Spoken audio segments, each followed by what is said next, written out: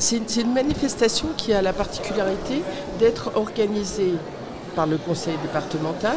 Donc on s'appuie sur les services du conseil départemental, par GESCOD, qui fédère la solidarité internationale, et par ce qu'on appelle le COPIL, le comité de pilotage, qui est composé de membres d'associations de solidarité internationale adhérentes à GESCOD, et on est organisé par commission.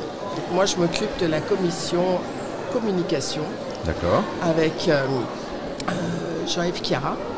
Et il y a d'autres commissions comme l'animation. D'ailleurs, la personne qui était là avant moi s'occupe de l'animation, c'est rechercher des intervenants, avoir les contacts avec eux, bâtir une programmation qui colle le mieux possible avec le thème de l'année.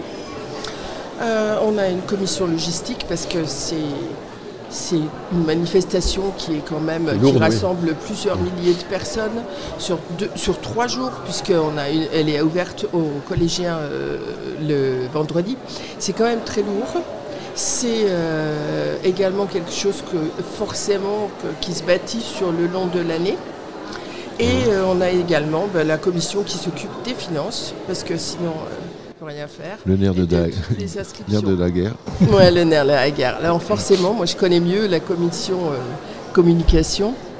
On rédige le communiqué de presse à la fin. Qu'est-ce qu'on fait? On rédige tous les documents, les supports de communication que l'on donne en amont. Et sur le marché, on essaie de trouver le plus de partenaires possible. Le Keolis nous a suivis encore cette année. Donc dans les bus, pendant une semaine, nous avons une affiche de la manifestation. Et ça, franchement, on est content d'avoir pu bénéficier de ça. La ville de Nancy, qu'est-ce qu'on peut faire d'autre? Radio Graffiti. Ouais, the best. Donc on se réunit régulièrement. Très bien. Voilà, donc ça c'est ma casquette copile. Mais il y a eu une belle évolution, parce que c'est la combienième des 10 23. Combien? 23. Ah voilà, ouais. Et moi j'ai connu il y a un peu plus de 10 ans l'activité marché. Et c'est vrai que ça a pris une belle évolution. Là, ça s'est bien structuré au niveau des animations, ça s'est développé au niveau du thème, puisque en fait, souvent on reprend le thème de la quinzaine du Festisol national, mais l'important c'est aussi de coller avec ce thème-là. On avait peut-être moins cette priorité et cet objectif il y a une dizaine d'années, ce qui n'est pas toujours évident à faire d'ailleurs. Oui, c'est sûr. Voilà. Alors la question que je me posais quand on organise un événement comme ça, c'est comment on fait le casting des associations qui sont représentées. Est-ce qu'il y en a certains qui restent à la porte parce qu'il y a beaucoup trop d'assauts, ou est-ce qu'au contraire on essaye d'en faire venir le plus possible et on éponge un peu tout le tissu local? Alors, et puis question corollaire pour terminer, c'est comment on les relie au thème de l'année en fait, parce que est-ce que ce sont toujours les mêmes intervenants ou pas? Alors au niveau des associations participantes et exposantes, vous entendez. Oui. Donc on a une contrainte de place qui fait qu'on a maximum 80 emplacements. D'accord. On lance à toutes les associations de solidarité internationale de la région. Bien sûr, la majorité sont locales. Il faut qu'elles aient 2 ans d'existence. D'accord. On a une contrainte également que l'on met aux associations, c'est que forcément sur leur stand, elles ne doivent vendre que de l'artisanat qui provient du pays aidé. Et que cette vente, même si on ne va pas se le cacher, elle nous aide parce qu'on a dit que c'était le nerf de la guerre. Et bien ça nous permet forcément de faire nos actions tout au long de l'année. On a également une grande partie qui est un échange, qui est faire connaître nos associations, faire connaître la solidarité internationale. Et il nous arrive que quelques assos ne puissent pas être prises. Mais ces dernières années, on a pu prendre tout le monde. D'accord. Voilà. C'est une bonne nouvelle. Avec un droit d'inscription qui est assez modique. Très bien. Vous-même, vous animez une association, je vois que vous avez un badge. Tout à Voilà. fait, je suis secrétaire de l'association Ayudar. On peut peut-être en dire un mot, c'est l'occasion. Bien Bien avec sûr, grand bien plaisir.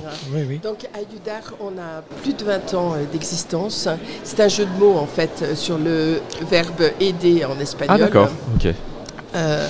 Aider et artisanat. On agit, on cofinance un centre qui s'appelle CIMA, qui s'appelle le Centre des mineurs abandonnés, qui se trouve à Lima et qui accueille les enfants entre 6 ans et 18 ans, des enfants issus de l'extrême pauvreté ou des enfants de la rue. Ils ne sont pas forcément orphelins, mais ils ne peuvent plus être pris en charge par leur propre famille. Il y a quelque chose qui est très important à CIMA.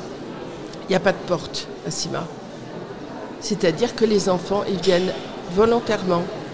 Et si l'enfant, il reste 1 an, il reste 1 an. S'il reste 2 ans, s'il reste 5 ans, c'est sa volonté. Tout au début, ce centre a été créé par un Canadien qui était professeur de sport, qui est resté sur place et qui allait chercher les enfants dans la rue.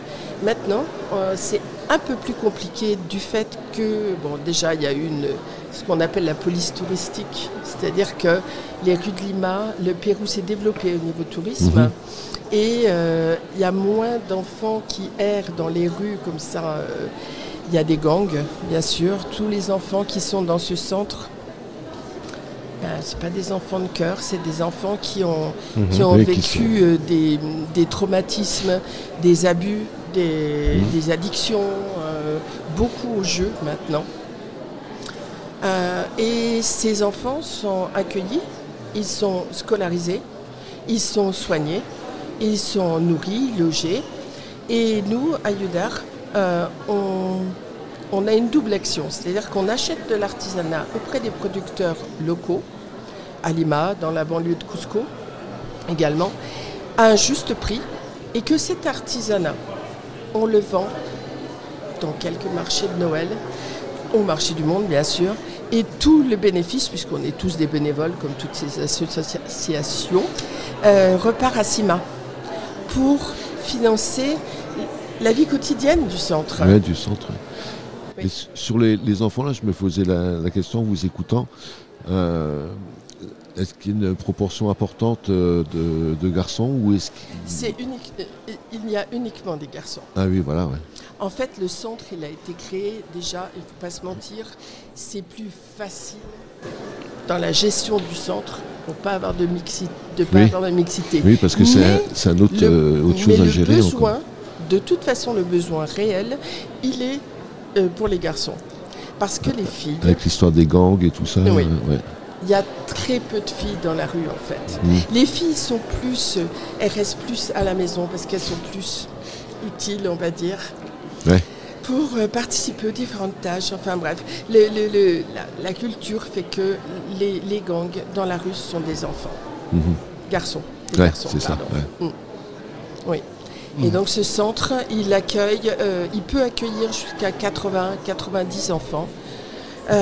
Qui restent donc un temps variable et qui sont ensuite réinsérés dans la vie active. Bien sûr, il y en a qui vont partir et puis ensuite revenir. Il y en a qui vont fonder des familles. Il y en a beaucoup qui sont... Il y a un atelier assez fort d'agriculture.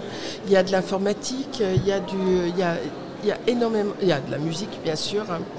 Et il y en a qui vont devenir professeurs, il y en a qui vont fonder des familles, il y en a comme partout qui vont replonger.